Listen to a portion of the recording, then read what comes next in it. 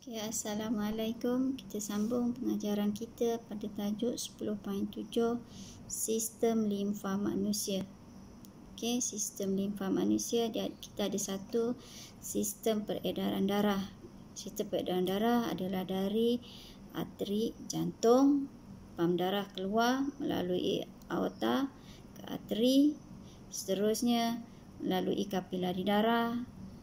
Kapilari darah tu berada di antara sel, ya, dan berlaku pertukaran bahan di antara kapilari darah dengan sel, ya. Oksigen keluar daripada kapilari darah masuk ke dalam sel, karbon dioksida keluar daripada sel masuk ke dalam kapilari darah, dan seterusnya darah itu akan terus membawa karbon dioksida dan bahan buangan masuk ke dalam vena dan terus ke jantung semula. Ya. Jadi adakah semua bahan yang keluar daripada kapilari darah, contohnya oksigen, glukosa, asid amino, asid lemak, gliserol, nutrien, vitamin, mineral yang keluar daripada kapilari darah semuanya masuk ke dalam sel? Adakah semuanya mengikut jalan yang ditentukan, yang diarahkan? Ya, macam awak jugalah. Kalau dari makmal bio atau dari makmal kimia, sepatutnya habis kimia awak terus masuk ke kelas 4 IQ. Adakah semua ke masuk terus? Mesti ada yang pergi toilet lah, betul? Ataupun kelas yang 5 IB tu dari makmal sains, patutnya masuk ke makmal sains.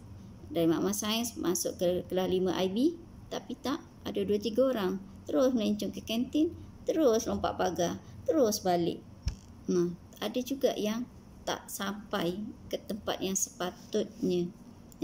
Jadi kalau dalam sistem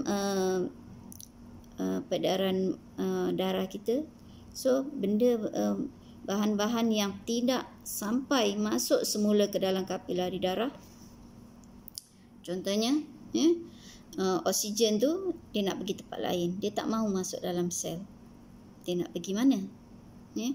So sementara bahan-bahan ini sebelum masuk ke dalam sel, dia berada di ruang antara sel, iaitu dipanggil ruang antara sel yang dipanggil bendalai tisu. Di dalam bendalai tisu, di ruang antara sel. So karbon dioksida pun sama. Sebelum dia keluar daripada sel, sebelum dia masuk ke dalam kapilari darah, dia juga berada di bendalai tisu. Adakah semua benda-benda ni masuk ke tempat yang sebetulnya? Ada tidak? Ada yang dia pergi ke tempat lain, iaitu dia akan pergi ke kapilari limfa, iaitu bahan-bahan yang sesat ni, yang tak jumpa jalan balik, dia masuk ke dalam kapilari limfa. Sebetulnya itu konsep macam senang, tapi dia sebab apa boleh jadi macam ni? Sebab darah yang masuk ke dalam kapilari limfa ni, ke dalam kapilari darah, adalah darah yang bertekanan tinggi, menyebabkan bahan-bahan dalam darah tu terkeluar, iaitu glukosa, oksigen, terkeluar daripada kapilari darah masuk ke dalam ruang antara sel, dan juga disebabkan oleh tekanan daripada kapilari darah yang masuk ke dalam vena adalah tekanan rendah. Jadi bila tekanan rendah menyebabkan bahan-bahan yang sepatutnya masuk semula ke dalam kapilari darah, dia akan pergi ke tempat lain, iaitu ke kapilari limfa. So apa jadi kepada bahan-bahan yang masuk ke dalam kapilari limfa ni? Apakah bahan-bahan yang boleh masuk ke dalam kapilari limfa? Kita tengok bahan-bahan yang boleh terturas keluar daripada kapilari darah adalah bahan-bahan yang semua bahan. Okay, kita tengok muka surat berapa tadi. Kumpulan dalam darah tadi, komponen dalam darah. Komponen dalam darah kita ada plasma, leukosit, platelet dan eritrosit. Jadi komponen mana yang boleh keluar daripada kapilari darah tadi, ya, yang ada dalam plasma darah, ya, iaitu yang ada dalam plasma darah. Dia tidak boleh ada leukosit, eritrosit, tak boleh, ya, tak boleh. Dan protein plasma pun tak boleh, ya, protein plasma tidak boleh terturas atau terkeluar daripada kapilari darah, ya. Ya, bahan-bahan plasma, air, bahan terlarut, hormon dengan enzim boleh keluar daripada kapilari darah, tapi yang protein plasma tak boleh, ya. Okey, seterusnya apa yang jadi pada bahan-bahan ini? Bahan-bahan ini dia keluar daripada kapilari darah dan dia boleh termasuk ke dalam kapilari limfa, ya, kapilari limfa. Dan apa jadi pada bahan-bahan yang termasuk dalam kapilari limfa, ya, jadi dia akan dihantar ke, daripada, kita tengok gambar rajah 10.22 sistem limfa. Sistem limfa dia adalah sistem yang berhujung, ya, dia ada hujung, ya. Kita tengok dia buntu, ya. Ya, dia buntu, dia tak macam salur darah, dia akan pusing dari jantung ke sel, lepas tu kapilari darah tu jadi vena masuk semula ke jantung. Dia tidak ada hujung, tapi kapilari limfa dia ada hujung. Kalau kita tengok gambar rajah tu, ya, contohnya pada hujung kaki, ya, hujung kaki, maknanya kapilari limfa ni banyak di hujung kaki, ya. Dan kapilari limfa banyak di hujung jari, ya. Sebab tu kita kalau rasa badan tak sihat, digalakkan kita mengurut hujung jari, jari tangan dan jari kaki atau tapak kaki, tapak tangan. Sebab kat situ banyak kapilari limfa, supaya bahan-bahan yang berada di ruang antara sel tu masuk ke dalam kapilari limfa. Kita tak mau bahan-bahan ni terlalu banyak di ruang antara sel, ya kan? Jadi kita tak boleh nak guna bahan-bahan ni, ya. Dia tak masuk dalam sel, dia tak masuk dalam kapilari darah, dia sesat sana kemari.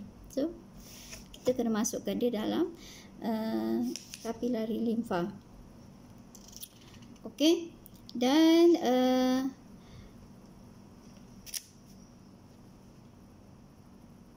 okey, dari situ, dari hujung kapilari limfa, dan bahan-bahan yang masuk ke dalam kapilari limfa akan terus dibawa ke nudus limfa, seterusnya ke limfa, mana limfa? Terusnya akan terus bergerak ke kelenjar thymus, ya. Kelenjar thymus, mana kelenjar thymus? Okey, yang tu kelenjar thymus. Seterusnya sum-sum tulang, tonsil, ya. Jadi hubungan antara dan seterusnya ke mana, ya. Kalau kita tengok gambar rajah dia lain, ya. Gambar rajah bagi sistem peredaran darah, kita ada jantung sahaja, kan, ya. Tapi kalau sistem limfa, dia ada limfa, ya, dia ada appendix, dia ada sum-sum tulang, ya, dia ada nudus limfa, ada bintik-bintik dekat lutut, bintik-bintik dekat siku, okay, dekat pangkal peha, ya, bintik-bintik di bahagian bahu bawah, ya, itu maknanya sistem limfa. Okey. Okey, kalau kita tengok kandungan, apa beza kandungan limfa dengan kandungan bendalai tisu? Okey, dalam limfa dia banyak lemak. Kenapa dia banyak lemak? Kita tahu dalam vilus iaitu usus kecil, kita ada kapilari darah dengan laktil. Apa fungsi laktil? Laktil adalah tempat asid lemak dan gliserol diserap, betul? Jadi di sini asid lemak gliserol ini masuk ke dalam laktil dan terus ke kapilari limfa. Sebab tu limfa banyak lemak, ya. Okey, kita teruskan dari situ bahan-bahan tadi, ya. Limfa mengandungi lemak, ya, dan kandungan limfosit yang tinggi, ya.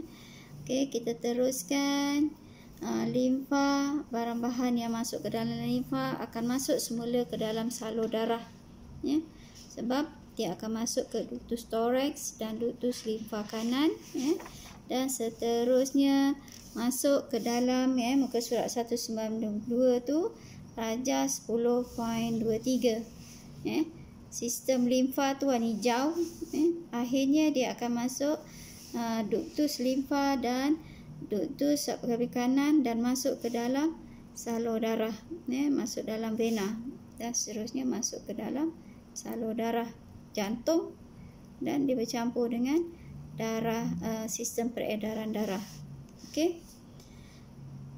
Okey, kenapa kita perlu sistem limfa, ya? Yang pertama, dia adalah pelengkap kepada sistem peredaran darah sebab bahan-bahan yang sesat di berdalih sel perlu masuk ke dalam kepala peredaran darah. Dia tak boleh di ruang antara sel terlampau lama, dia akan jadi toksik, ya.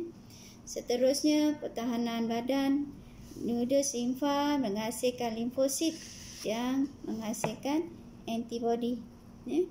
Okey, pengangkutan bahan dalam larut lemak, ya. Kita tahu laktil, kita baru sebut laktil tadi dalam vilus, ya.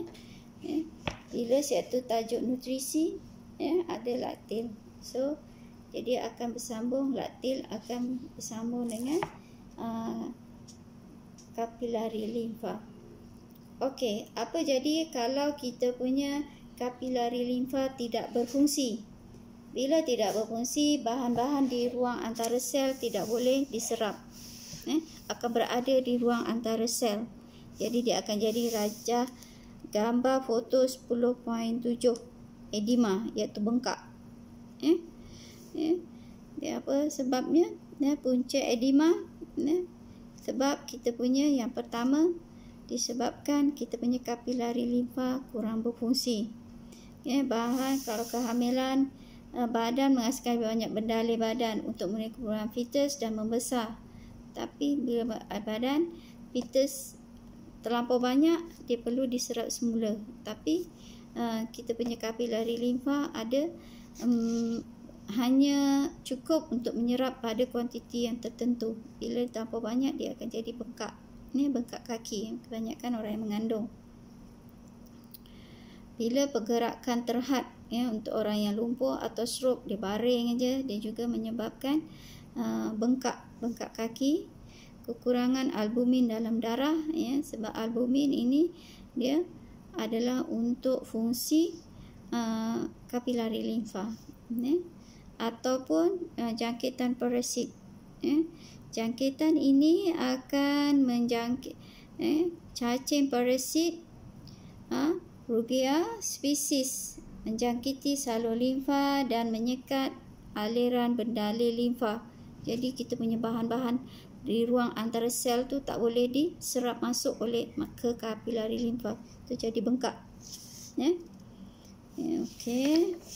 Seterusnya kita akan belajar apakah yang ada dalam sel darah putih, sel darah merah. Okey, sel darah putih, sel darah merah kita tahu ada surat berapa sel darah putih, sel darah merah? Muka surat 176. Sel darah merah dia ada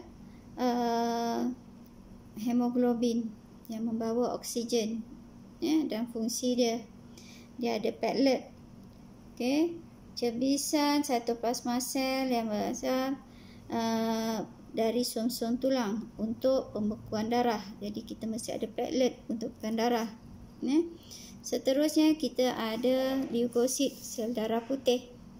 Okey, sel darah putih ni ada dua jenis, granulosit, granulosit atau agranulosit, ya.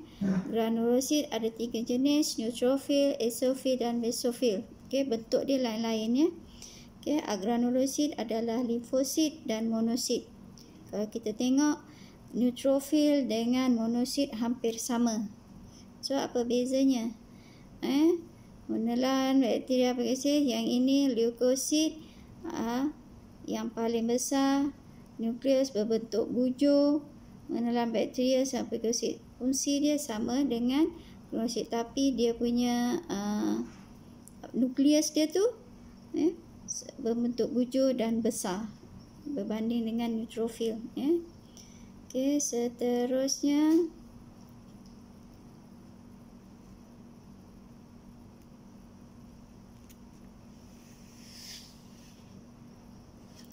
itu habis kita bab 10. Okey, dan awak bolehlah mula menjawab praktis formatif dan summatif bab 10.